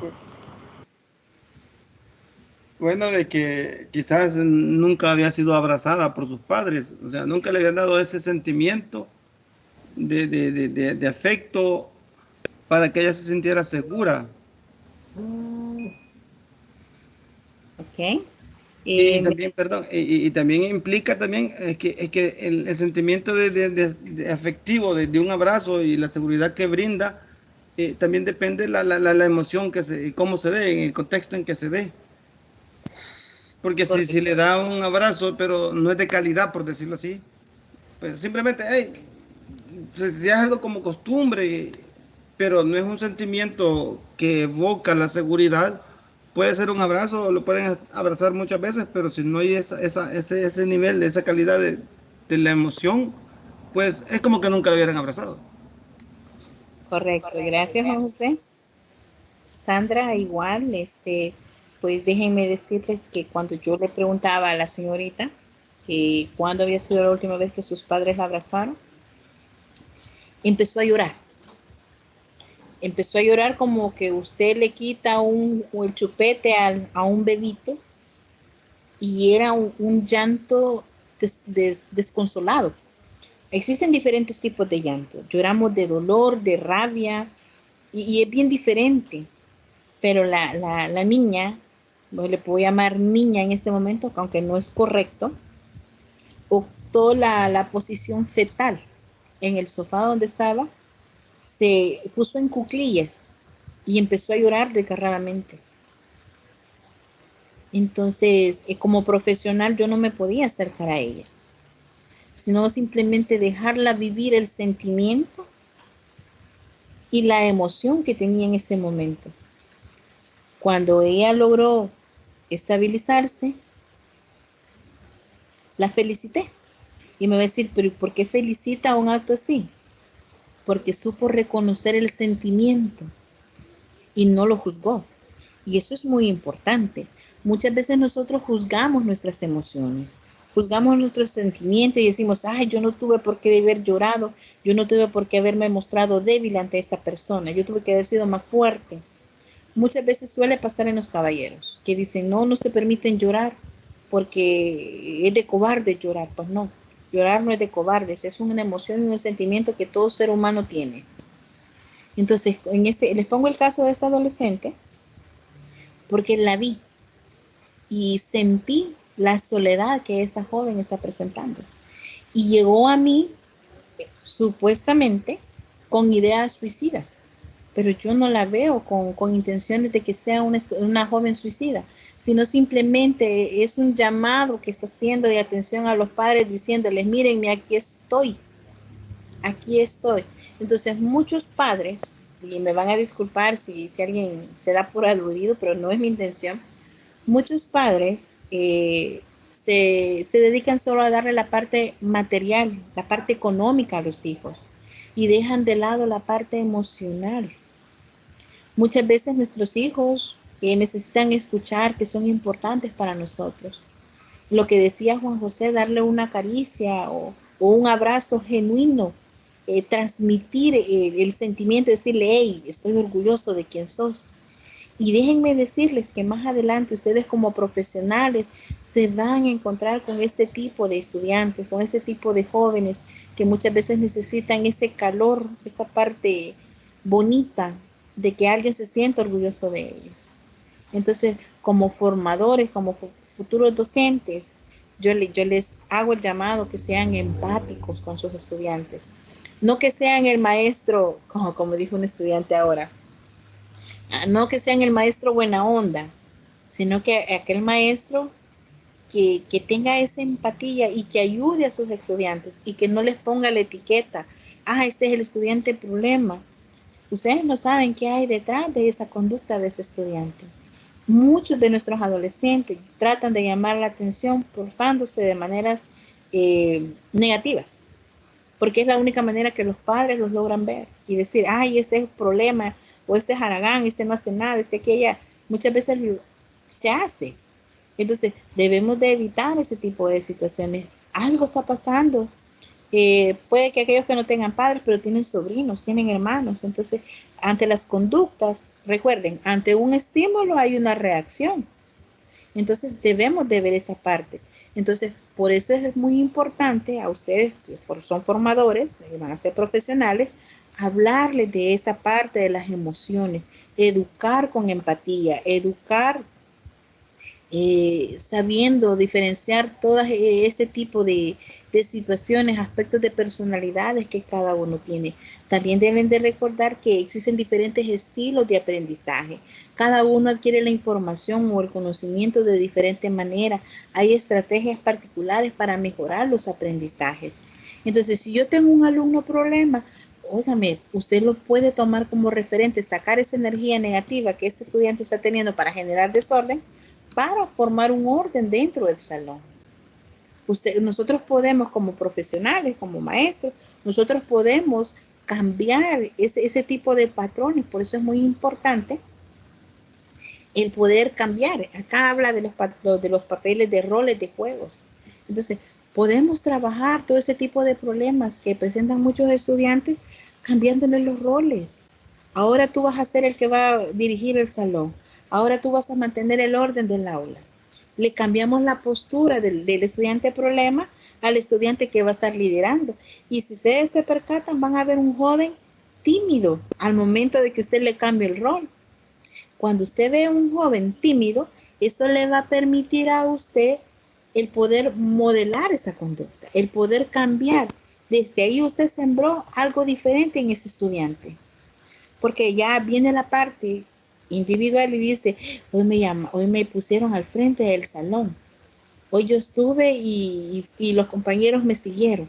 Hoy yo hice tal cosa. Entonces empieza a aflorar la parte del yo puedo cambiar, yo puedo mejorar, yo puedo ser mejor persona.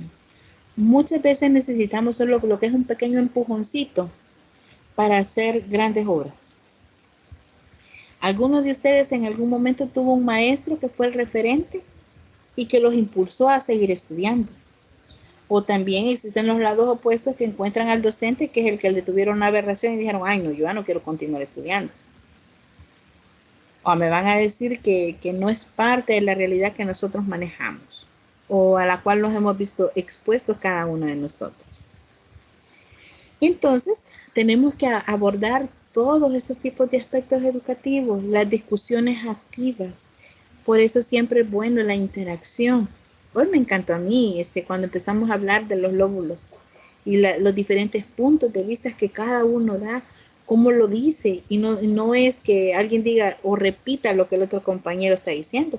No, al contrario, cada uno da una postura. Entonces, desde ahí yo empiezo a ver el aprendizaje significativo que hay en cada uno de ustedes, porque no lo dice textual, pero lo explica a través de sus palabras, cómo lo comprendió, cómo lo asimiló, cómo procesó esa información y la replica. Entonces, desde ahí estamos viendo que estamos reforzando todo este tipo de situaciones. A ver, ¿quién me dice algo sobre la parte, si leyó el material, sobre la parte de las gráficas? ¿Quién leyó esa parte?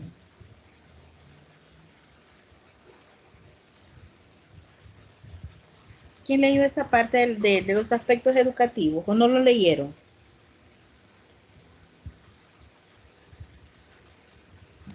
Yo no lo leí. Ok, si Juan José no leyó, asumo que nadie más ha leído. Bueno, hablando de los aspectos educativos, dígame, Carlos. Carlos Misael.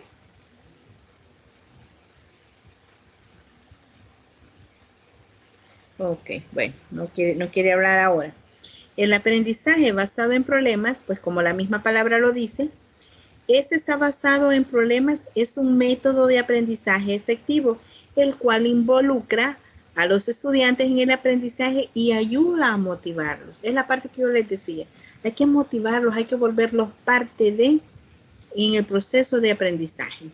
Las simulaciones y juego de roles. Acá, pues ya les había dicho que intercambiamos las actividades. Acá estamos ofreciéndole muchos beneficios que le van a proporcionar aprendizaje basado en problemas. Las simulaciones pueden realizarse por medio de computadora, la dirección de dirigirse en el salón de clase, ver cómo se comportan unos, tratar de mejorar esas situaciones. Las discusiones, pues el ejemplo claro que nosotros hicimos ahora sobre lo de los lóbulos. Las gráficas, como bien saben, el cuerpo humano está estructurado de tal forma que obtiene más información a través de la vista que los otros sentidos. Entonces, por eso es importante cuando ustedes ya estén ejerciendo la carrera y si trabajan de manera virtual, pues tienen que hacer las presentaciones creativas, llamativas para el estudiante, que le llame la atención, porque si lo ponemos como algo plano, difícilmente el estudiante capta o se fija en algo, pero asocia a través de los colores. En cuanto a la parte de la atmósfera positiva, pues acá hablamos literalmente de lo que son las emociones. Vemos cómo el aprendizaje se va a ver más productivo cuando el estudiante tiene una actitud positiva y se siente emocionalmente seguro. Muchos de nuestros estudiantes se presentan, hay veces tímidos o de repente solo se ven como jóvenes problemas. No es que ellos sean un problema. Muchas veces andan demasiada carga emocional negativa que traen de sus hogares, de su comunidad, y eso pues literalmente afecta. No sé si tienen dudas en cuanto a esta temática. No sé si hay más dudas.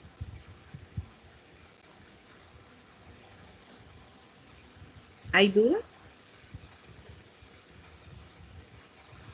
Bueno, si no hay más dudas, dígame, Juan José. La parte gráfica correspondería entonces a hacer nuestra clase de una forma más dinámica y que sea más representativa visual. Sí. La conceptualización a través de gráficos o ejemplos gráficos. Sí, porque es así como usted atrae la atención del estudiante.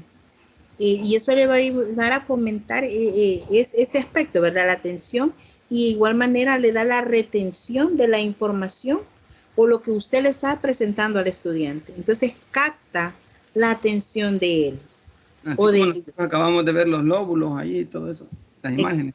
Así como ustedes vieron las imágenes, era más fácil que captaran la información poniéndolo de colores y es más llamativo a la vista. Pero si yo les pongo un cerebro en blanco y negro, no van a lograr apreciar las diferentes áreas, las diferentes zonas que tiene nuestro cerebro. Entonces, eso tiene que ver con la parte de los gráficos. Ahora bien, vamos a pasar ya a la parte de las diferencias individuales. ¿Qué son las diferencias individuales? ¿Quién me dice? ¿O no leyeron este material? Bueno, yo pienso de que una de las cuestiones fundamentales para ver lo de las diferencias individuales también tiene que ver con lo que es la parte de la culturización o el entorno donde se desarrolla la persona, el joven, el adulto. Entonces, allí esas diferencias individuales están dadas o connotadas por la cultura, ¿no? Donde se desarrolla la persona.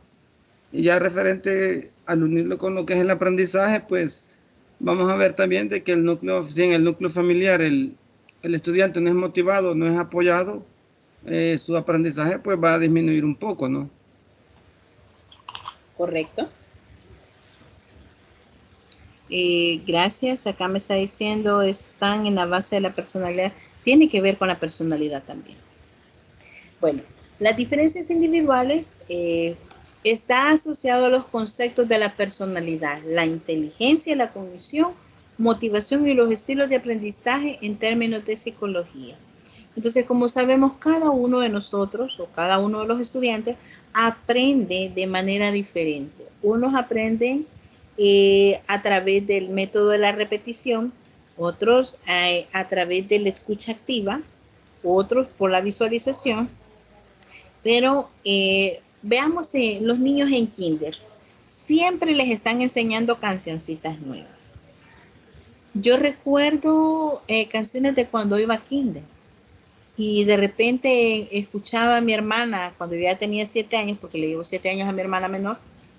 Ella cantaba y de manera inconsciente venían a mí esos recuerdos y asociaba con diferentes situaciones que yo vivía. De igual manera, cada uno, o sea, de nosotros, tiene motivaciones diferentes, estilos de aprendizaje totalmente diferentes. A ver, ¿quién me dice qué método de estudio tiene para prepararse para un evaluado?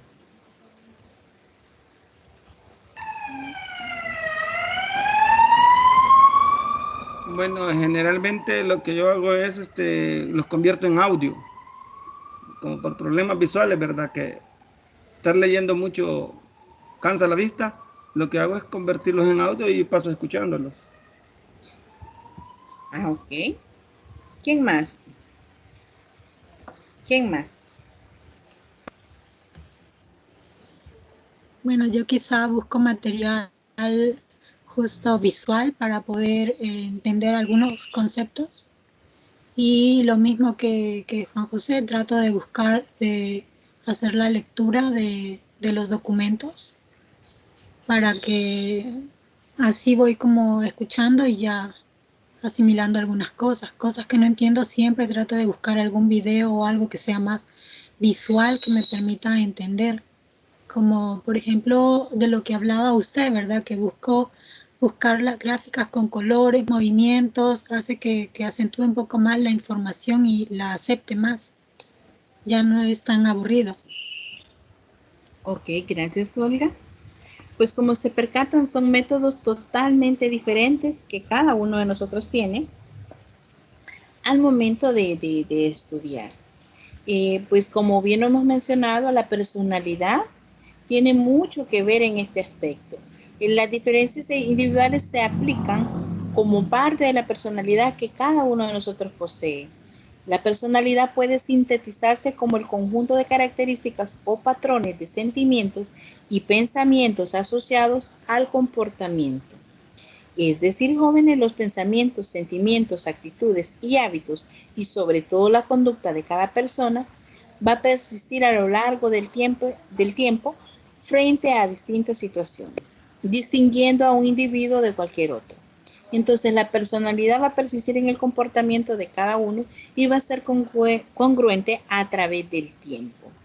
Entonces, vamos a ver que ambos aspectos de la personalidad, o sea, van a generar una vinculación con la construcción de la identidad o las características de denominados rasgos o conjuntos que cada uno posee. En el material van a encontrar un aporte que hace Alfredo Fierro, que usa el concepto de personalidad para referirse a las cualidades diferenciales peculiares del individuo y relativamente estables en su conducta. Esta conducta es producida y generada por un sujeto activo, no solo reactivo. Entonces estamos hablando que hay una continuidad consigo mismo a lo largo del tiempo.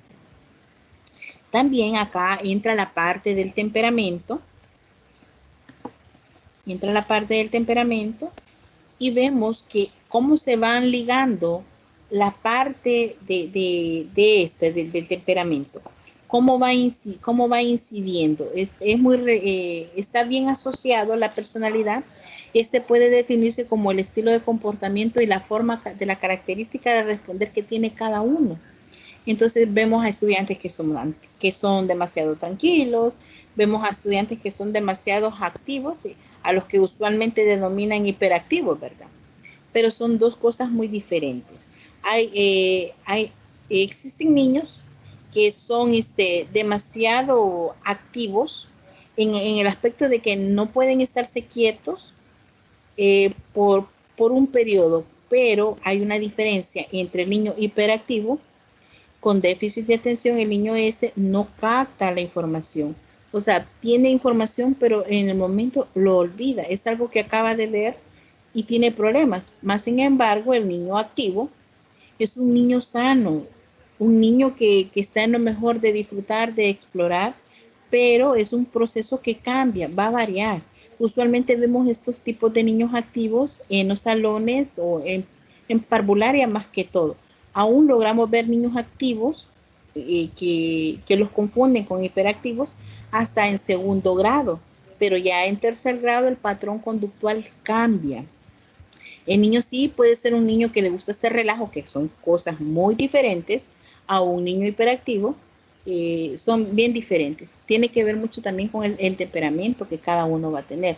Hay niños que son bien serios desde chiquitos, no bromean, no son muy serios, pero eso tiene la incidencia debido a los patrones conductuales que hay dentro de la familia.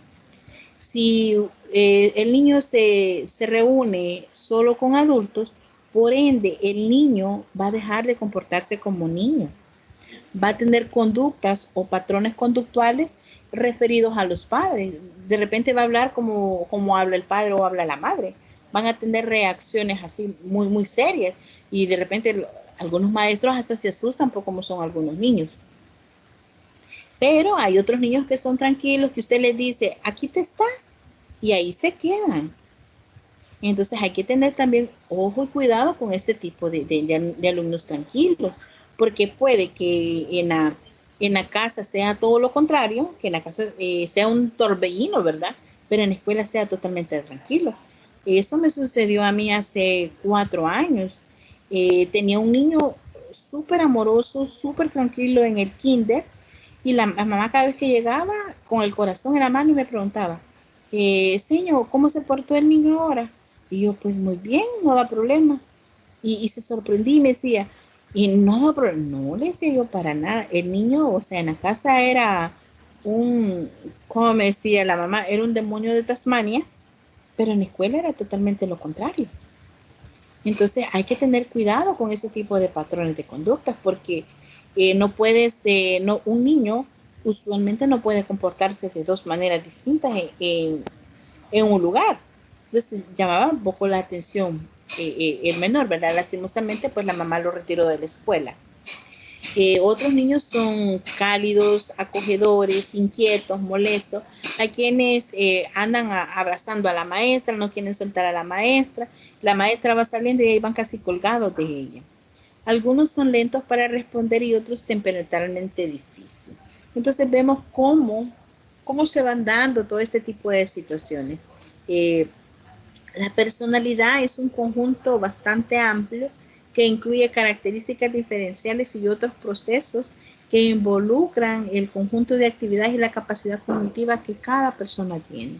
Entonces acá ya empezamos a hablar de la parte de la inteligencia. El concepto de la inteligencia genera debates a menudo, pues la reacción a la idea de cada persona tiene una capacidad mental generada, puede medirse y cuantificarse por medio de un número. Acá estamos hablando ya de las pruebas psicológicas que hablan sobre la inteligencia, medir el CI de cada uno. La inteligencia es una de las posesiones más apreciadas, aun cuando la mayoría de la gente no ha podido coincidir en cuanto a la definición. Existen diferentes características. Acá vamos a hablar de estatura, peso, edad, pero la inteligencia puede medirse en forma directa. Solo se puede evaluar la inteligencia de un estudiante de manera indirecta al estudiar sus actos inteligentes. Entonces, vemos que la inteligencia juega un gran papel. Me dice Jonathan, ¿cómo entenderíamos los jóvenes como, por ejemplo, chicos que se maquillan o las chicas se suelen comportar como más chicos? Ok. Acá, los chicos que se maquillan. Acá estamos hablando de orientación sexual. Como sabemos, en nuestra actualidad existen señoritas que son lesbianas, jóvenes que son gays, pero nosotros no, como docentes, no podemos ser exclusivos, debemos ser inclusivos. En muchos casos hay jóvenes que nacen con más hormonas femeninas que masculinas y se sienten atrapados en los cuerpos en los que están. Entonces, por eso vemos que hay muchas personas que se cambian de sexo. Cambian su sexo y su orientación sexual es totalmente diferente. En cuanto a las chicas, créanme, nosotros no podemos violentarlos ni detentarlos. O sea, para mí en un salón yo no tengo estudiantes gay, no tengo estudiantes ley, para mí son mis estudiantes. O sea, debo trabajarlo de manera general. El problema es que si como docente nos ponemos a excluirlos, ustedes saben que hay leyes y eso nos puede afectar definitivamente. En cuanto a cómo a entenderlos, es que no tratemos de darle una explicación el porqué de la conducta de este niño. Algunos nacen así, otros se vuelven así porque han sido abusados, han sido sometidos a algún tipo de experiencia. Una colega me mencionaba que ella tuvo un estudiante de que la abuela lo vendía con el tío y el niño de 8 años, el niño se tenía que someter en este caso yo diría a las bajezas del tío, se tenía que someter porque el tío era el proveedor de la casa, pero al mismo tiempo era el violador, el detentador de su sobrino. Y la abuela lo cubría diciendo de que si él no accedía, pues no iban a tener para comer. Ahora que él ya es un adolescente, ya esta persona ya, o sea, le gustó. Entonces ya él ahora es una persona gay, activa totalmente. Entonces son cosas muy diferentes. A nosotros como docentes pues nos queda de alguna manera orientarles, hablarles de cuidarse, de las protecciones que deben de tener.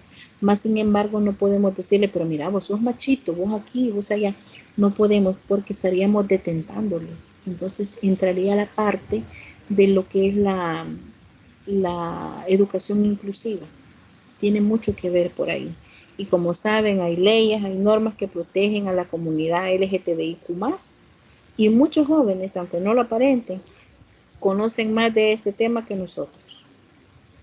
Entonces, como futuros profesionales, yo les recomiendo que busquen esas leyes, que busquen eso y que les traten de comprender un poco más y que sean un poco más flexibles ante esta población que va a llegar a nosotros. Yo no tengo la excepción, yo les sabría decir, tengo estudiantes con sus orientaciones y preferencias sexuales bien definidas. Así que Jonathan, espero haber respondido su respuesta. No hay que faltarles el respeto, hay que tratar de comprenderles. Siempre tras una conducta hay algo atrás. Estamos. Bueno, con la parte, los estilos cognitivos, acá tendríamos que hablar ya de lo que es, las diferencias individuales que si bien tienen poco que ver con la inteligencia, influyen en el aprendizaje escolar. Acá estamos hablando de estilos cognitivos y estilos de aprendizaje en términos que a menudo se usan indistintamente. Generalmente nosotros los profesores preferimos hablar de estilos de aprendizajes y los psicólogos pues hablamos de estilos cognitivos. Cada uno tiene un proceso diferente para asimilar y procesar la información que luego va a replicar más adelante. Permítame, me dice Jonathan, los jóvenes, por ejemplo, ok, Me parece que les llame la atención la respuesta. Ok, entonces vemos que los estilos cognitivos de cada uno van a ser totalmente diferentes. Existen patrones diferenciales e individuales ante una reacción, la estimulación recibida. Si nosotros estimulamos a un niño desde pequeño, enseñarle a hablar, a pronunciar diferentes palabras, oraciones, y es más, si le empezamos a estimular para escribir, créanme que ese niño ya en prepa o en primer grado va a escribir muy bonito, va a poder leer muy bonito. Entonces no se le va a dificultar el proceso de manejar la información a nivel cognitivo. Entonces, en definitiva, el aprendizaje y da un afrontamiento cognitivo a la realidad. Vemos que los estilos de aprendizaje se relacionan con la estructura del pensamiento antes que con el contenido o con la eficiencia que éste va a tener.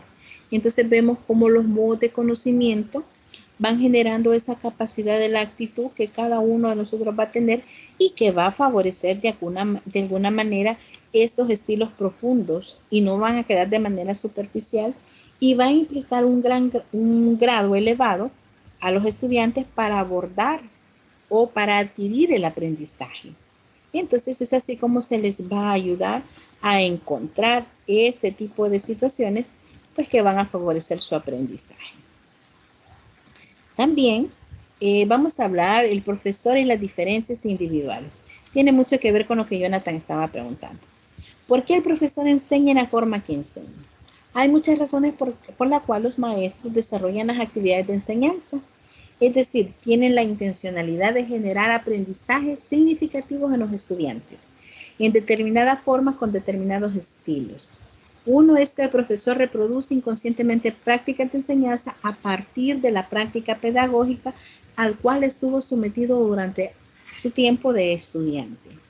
En lo particular, a mí me encanta poner muchos ejemplos porque siento que es más fácil de que ustedes puedan relacionar la información, cómo ustedes la van a asimilar al mismo tiempo y posteriormente pues cada uno la empieza a replicar de la mejor manera y usted va a manipular esa información en el hecho de que la va a poder reproducir de manera espontánea.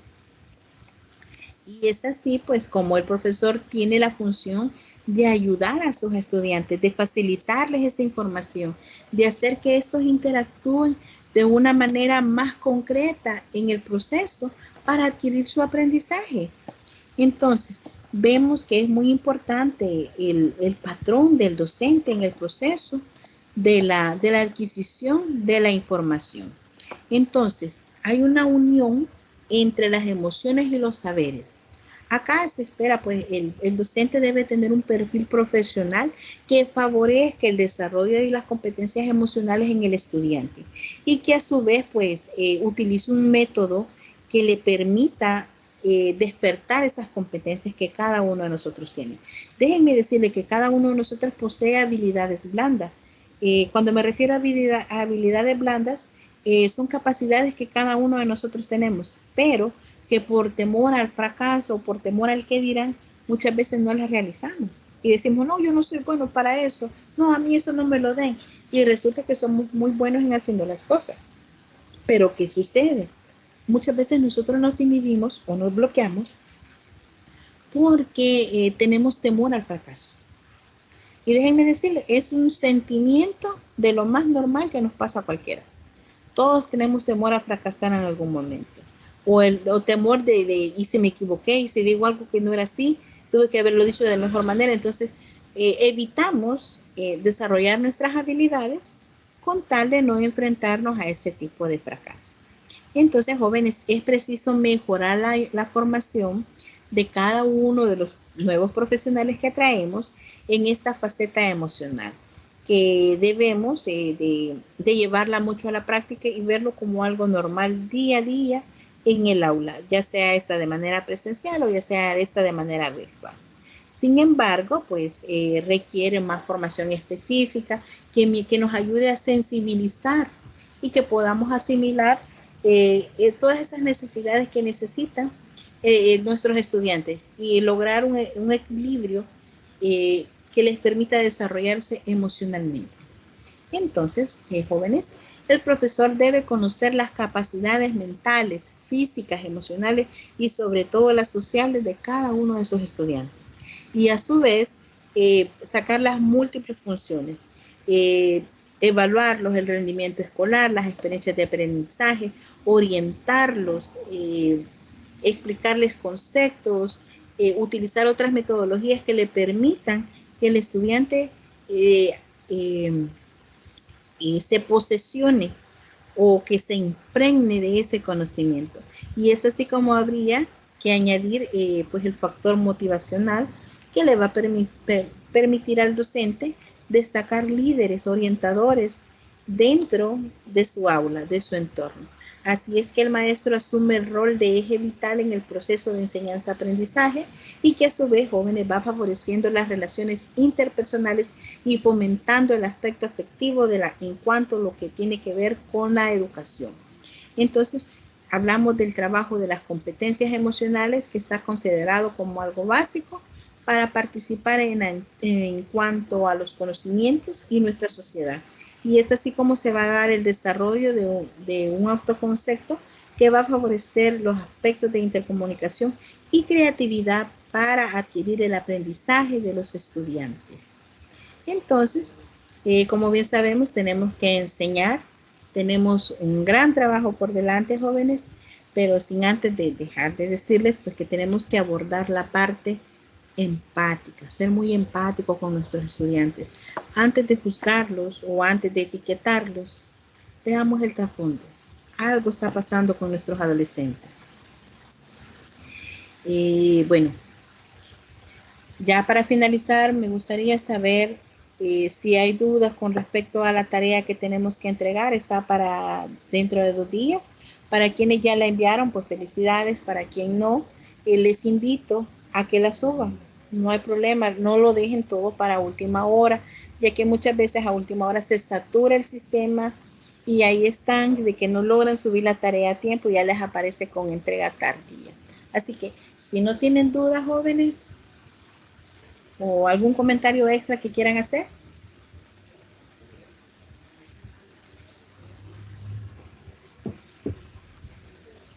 Mis jóvenes. Ok, Jonathan, está bien, súbalo. Igual, quienes ya lo tengan, súbanlo, no hay problema. De mi parte creo que ninguno. Ok, gracias, Carlos. Tal vez solo una aclaración fue que yo leí los contenidos que estaban en la unidad 2, porque creí que esos eran, como decía, que eran de esta semana, pero como abordamos los anteriores, quizás por la semana que se desfasó. Ajá. Por eso que yo leí los contenidos que corresponderían a la siguiente tutoría. Pero es que para esta tutoría yo venía súper perdido. Solo a la aclaración. Ok. Bueno, veamos entonces, pongámonos al día, leamos lo que falta y con eso pues vamos a mejorar. No sé si hay dudas con respecto a la tarea, lo que iban a realizar, o todo está bien. Claro, como la horchata. Claro, como la horchata con hielo. Bandidos. Está bien, me parece. Pero un día me van a dar esta horchata en vivo, oigan. Y café con pan. Ay, sí, por favor, ya es la hora. Ya merita, jóvenes, el café. ¿Quién nos sube? ¿Quién nos da café ahora? Ya me van a subir un gran tazón de café. Ay, no. Mauricio, ¿tenía alguna duda? No. No, todo bien. Gracias. Ok. Bueno, jóvenes, si no hay más dudas, si no hay nada ahí que aclarar, pues estaríamos culminando la tutoría de este día. Ok, muchas gracias. Buen día para todos. Okay. Ay, nos subieron un cachito. Gracias. Hoy Jacobo nos mandó el café y el cachito. Está bien. Bueno, jóvenes, ha sido un placer nuevamente el poder interactuar con ustedes. Si tienen dudas, me las hacen llegar a plataforma. Yo con mucho gusto les respondo. Espero tener listas ya las notas la otra semana cuando ya todos hayan enviado la actividad. Y pues con gusto. Yo ahí voy a estar pendiente de ustedes. Si les escribo a WhatsApp, pues igual, vamos a estar pendientes. Reina, feliz fin de semana. Igual Abraham. Cielo, gracias. Feliz fin de semana a cada uno de ustedes. Carlos.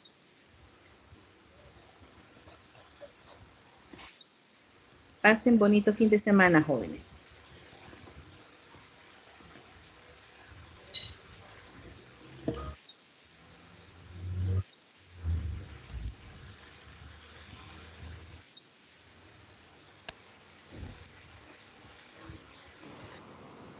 Igual, feliz día de semana a todos.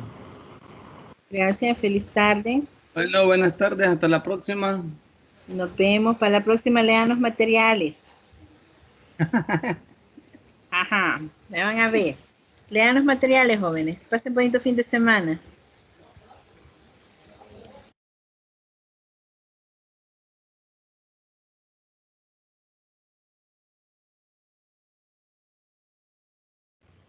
Gracias.